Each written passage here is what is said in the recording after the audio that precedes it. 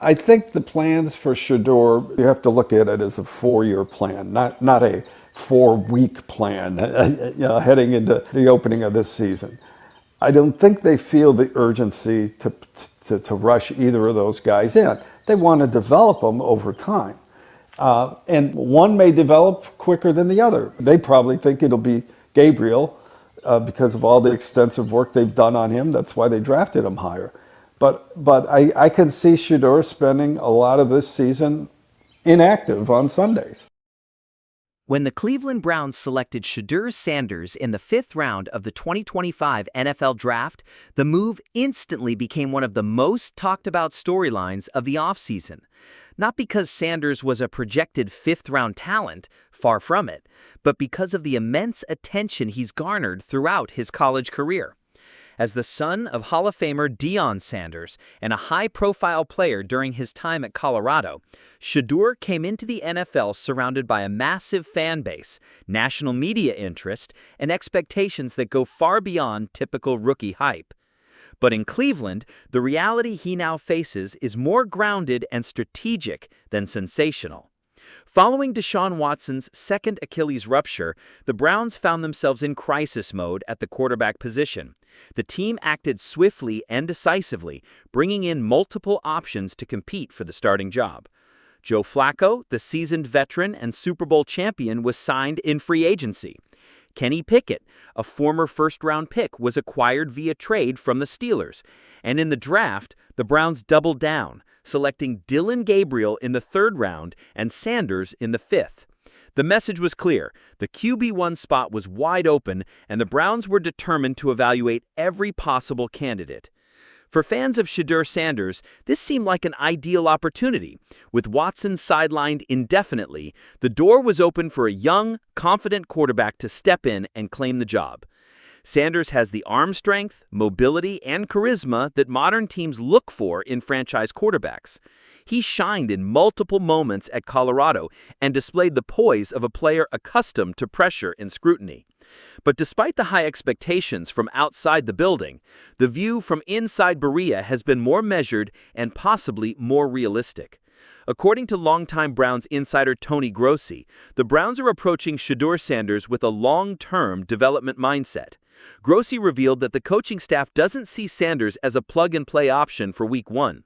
Instead, they view him as a multi-year project, someone who could blossom into a starter down the line, but who may need significant seasoning first.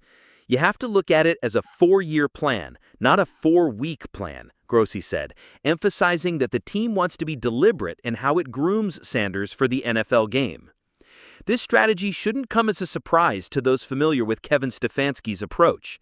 The Browns' head coach is known for his structure, his emphasis on system fits, and his patience when it comes to quarterback development. Cleveland doesn't want to throw Sanders into the fire just because of public pressure or excitement. The NFL is a different beast from college football, and the team understands the risk of rushing a young QB into action before he's ready, especially when you already have multiple veterans and another rookie like Dillon Gabriel, who may be further along in terms of processing and decision-making. That doesn't mean Sanders won't get opportunities. Training camp and the preseason will offer live reps and a chance to impress. If he can show the coaching staff that he understands the playbook, makes good decisions under pressure, and displays leadership, he could accelerate his timeline. But for now, the Browns appear committed to a slower, more deliberate path.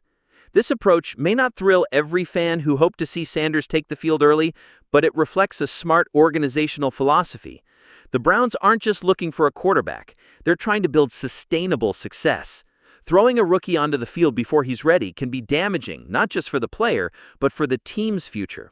In giving Sanders time to learn, adapt, and grow behind the scenes, Cleveland is investing in the long haul. As the Cleveland Browns navigate the most crowded quarterback room in recent memory, much of the conversation naturally turns to the two rookies at the heart of this competition, Dillon Gabriel and Shedeur Sanders. Both were selected in the 2025 NFL Draft, and both offer intrigue for different reasons. But if you look closely at how the Browns have positioned each player so far, it becomes increasingly clear that these two prospects are in very different timelines, and that's exactly how the front office wants it. Dillon Gabriel, Drafted in the 3rd round out of Oregon, arrived in Cleveland with a resume that included high-level production, maturity, and a reputation for quick processing. He's not flashy in the traditional sense, but he's decisive, efficient, and coachable, traits that NFL offensive coordinators value immensely, especially in a West Coast-style system like Kevin Stefanski's. Reports from camp suggest that Gabriel has been sharp early on, earning extra reps in practice due to how quickly he picked up the playbook and how comfortable he looks under center. Shedeur Sanders, on the other hand, is still getting acclimated. While he was a dynamic playmaker at Colorado and flashed the kind of off-script ability that turns heads, his transition to the NFL is expected to be more methodical. According to Tony Grossi, the Browns see Sanders as a 4-year plan, not someone they need to fast-track. That doesn't mean the team lacks belief in his talent.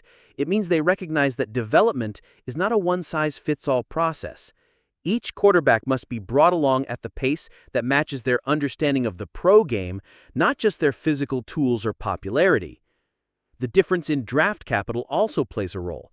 Gabriel was selected 94th overall, a clear sign that the Browns had done extensive evaluation and felt confident in his potential as a future starter. Sanders went 144th, still a valuable pick, but one that reflects a lower-risk, longer-view investment. That distinction matters, especially in a room with 4 quarterbacks competing for attention and reps. While both rookies will get their chance in training camp and preseason, Gabriel appears to be slightly ahead in the mental side of the game, which is often what separates backup quarterbacks from long-term starters. There's also the locker room dynamic to consider. Gabriel's low-key personality and readiness to absorb coaching make him a good cultural fit in the Browns' environment. Sanders, for all his charisma and brand, must now adapt to being one voice in a very structured NFL setting. The Browns are deliberately trying to keep expectations realistic around Sanders, shielding him from the media frenzy that tends to follow his name, and focusing instead on slow, consistent development. In many ways, that's a gift. Not every young quarterback is granted the patience of a long runway to learn the game without being thrown into the fire. This dual-track approach to rookie development is a smart play by Cleveland's front office. By giving Gabriel a chance to emerge now while letting Sanders simmer behind the scenes, the Browns are effectively hedging their bets. If Gabriel proves to be ready earlier than expected, great. If not, they're still investing in Sanders' future, potentially developing a quarterback who can step in 1 or 2 years down the road and make an impact with more polish and preparation. It also reduces pressure on both players.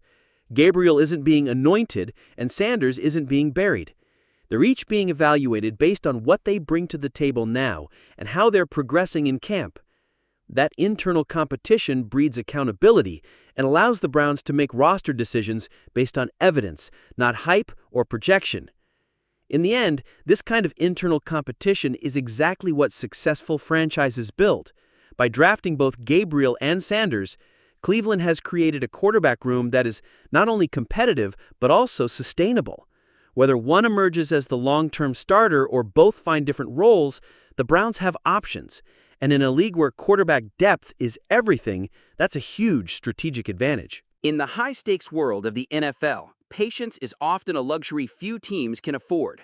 The pressure to win now, to respond to fans and media narratives, and to justify every draft pick can push organizations into rushing young talent onto the field before they're ready. But the Cleveland Browns, in their handling of Shedeur Sanders, appear committed to playing the long game.